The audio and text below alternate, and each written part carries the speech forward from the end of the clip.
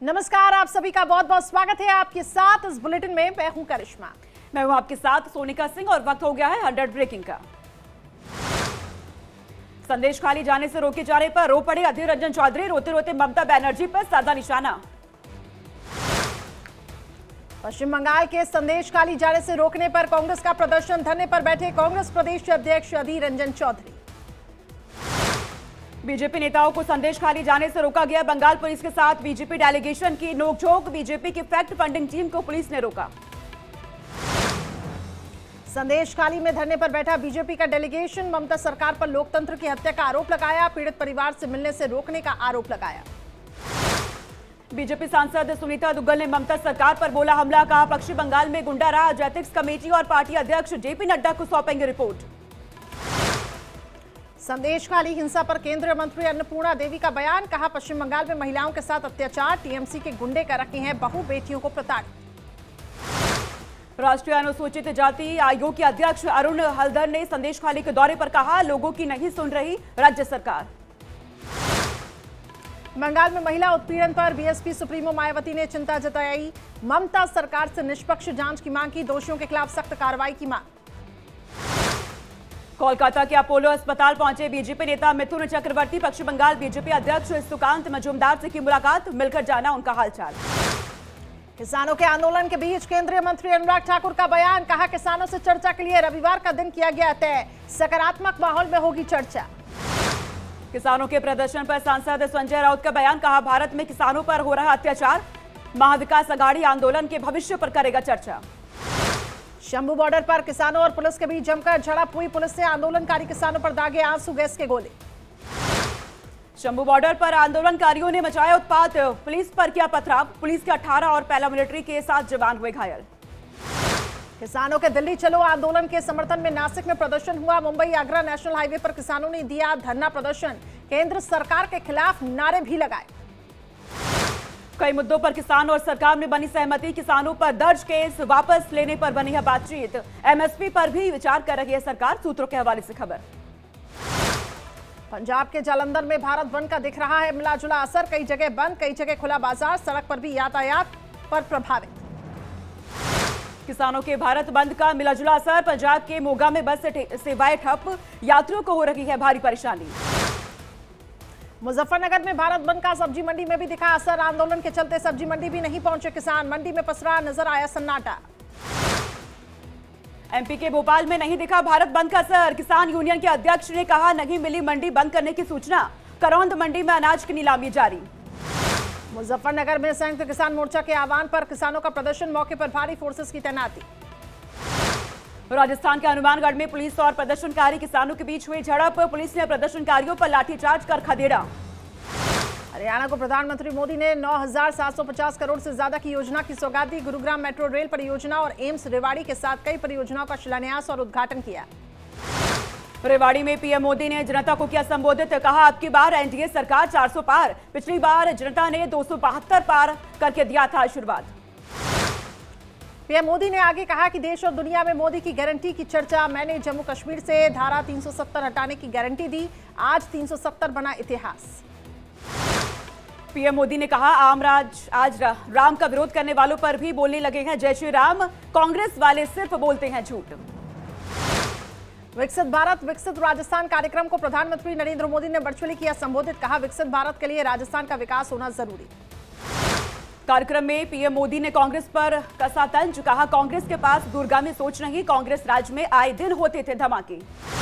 खाता फ्रीज मामले में कांग्रेस को बड़ी राहत मिली, आईटी ट्रिब्यूनल ने कांग्रेस के एक खाते से बैन को हटाया, आईटी ट्रिब्यूनल में बुधवार को फिर होगी सुनवाई। दिल्ली में यूथ कांग्रेस का जोरदार प्रदर्शन, खाता फ्रीज मामले में कांग्रेस ने खोला मोर्चा, केंद्र सरकार पर लगाया साजिश का आरोप।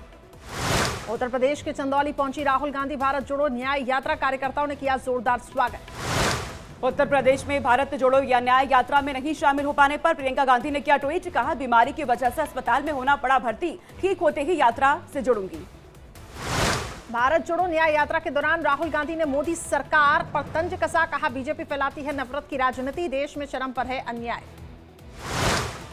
राहुल गांधी ने कहा अग्निवीर को शहीदों का दर्जा क्यों नहीं, राम मंदिर में दर्शन के लिए क्यों नहीं पहुंचे मजदूर।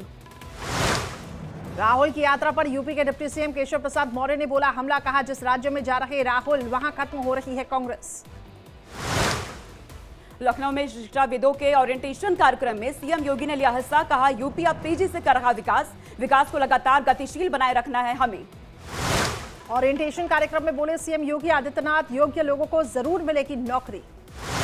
सीएम योगी ने कहा यूपी के लोगों को मिल रहा रोजगार, दूसरे देशों में निर्माण कार्य के लिए यूपी के लोगों की बढ़ रही है डिमांड। लखनऊ में आयोजित हुआ 67वां all India police duty meet का समापन कार्यक्रम, सीएम योगी ने कार्यक्रम में हिस्सा लिया। पुलिस मीट कार्यक्रम को सीएम योगी ने किया संबोधित, कहा शांति व्यवस्था बनाने में पुलिस की बड़ी भूमिका। सीएम योगी ने कहा कि पहले यूपी में कोई निवेश नहीं करना चाहता था, यूपी में आज सभी सुरक्षित हैं। अयोध्या में श्रद्धालुओं की भारी भीड़, रामलला के दर्शन के लिए दूर दूर से पहुंच रहे हैं राम भक्त। राम भक्ति में लीन दिखे कोल्हापुर से अयोध्या जा रहे यात्री, ट्रेन के खंडवा जंक्शन रुकने पर यात्रियों ने जय श्री राम के नारे भी लगाए और डांस भी किया।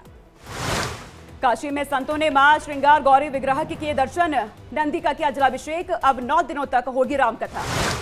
मध्य प्रदेश के श्रम मंत्री प्रहलाद सिंह पटेल बरमान के सतधारा घाट पहुंचे और पूरे परिवार के साथ नर्मदा जयंती कार्यक्रम में हुए शामिल। पूजा अर्चना के बाद कहा मां नर्मदा देती है सबको जीवन। मध्य प्रदेश के सीएम मोहन यादव ने प्रदेशवासियों को दी है नर्मदा जयंती की बधाई, कहा मध्य प्रदेश और गुजरात की जीवनदायिनी नदी है मां नर्मदा, इनकी कृपा हमेशा प्रदेशवासियों पर बरसती रही। सांसद प्रज्ञा सिंह ठाकुर ने आकाशा एयरलाइन पर गंभीर आरोप लगाए, नागरिक उड्डयन मंत्री ज्योतिरादित्य सिंधिया से कार्रवाई की अपील की, षड्यंत्र पर हानि पहुंचाने की कोशिश पर आरोप लगाया। अलविश यादव की बड़ी मुश्किलें, रेव पार्टी में सांपों का जहर सप्लाई करने का बड़ा खुलासा, एफएसएल रिपोर्ट में कोबरा करेत प्रजाति के सांपों का पाया गया जहर।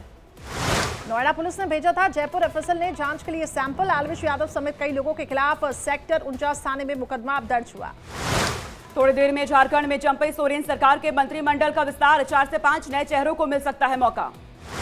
सीएम नीतीश के आरजेडी में वापसी के सवाल पर लालू प्रसाद यादव का बड़ा बयान, कहा आएंगे तो देखेंगे, खुला ही रहता है दरवाजा। लालू के नीतीश के लिए दरवाजा खुले रहने वाले बयान पर बीजेपी का पलटवार, बीजेपी नेता नीरज कुमार ने कहा लालू यादव को लगाकर रखनी चाहिए अपने दरवाजे की कुंडी, नहीं तो कई और लोग आ जाएंगे बाहर। लालू के बाद तेजस्वी ने भी नीतीश कुमार को लेकर बयान दिया, कहा हम किसी भी हालत में नीतीश जी को लेकर चलेंगे साथ। मराठा आरक्षण को लेकर अनशन पर बैठे जारंगे की तबीयत बिगड़ी, डॉक्टर ने की है जारंगे के स्वास्थ्य की जांच। कर्नाटक विधानसभा में बीजेपी विधायकों का हंगामा, बजट को लेकर सरकार का विरोध जताया। मणिपुर में फिर भड़की हिंसा, सुराचांदपुर में एसपी ऑफिस पर भीड़ ने किया हमला, 2 की मौत, 42 लोग घायल, इंटरनेट सेवा किया गया सस्पेंड। असम के सीएम हेमंता बिस्वा शर्मा ने किया असम के गोलाघाट का दौरा, गांव चलो अभियान में हिस्सा भी लिया। दिल्ली विधानसभा में एलजी के अभिभाषण के दौरान हंगामा करने वाले बीजेपी के 7 विधायकों के निलंबन पर बोले आप नेता सौरभ भारद्वाज, कहा एलजी के अभिभाषण में दखल देना सदन की है अवमानना।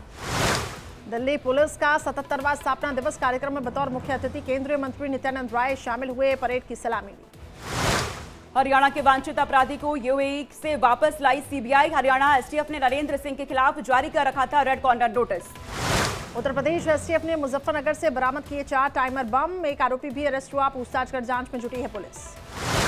रायबरेली में सपा नेता स्वामी प्रसाद मौर्य के करीबी दिलीप मौर्य पर बदमाशों ने किया जानलेवा हमला, सीसीटीवी के आधार पर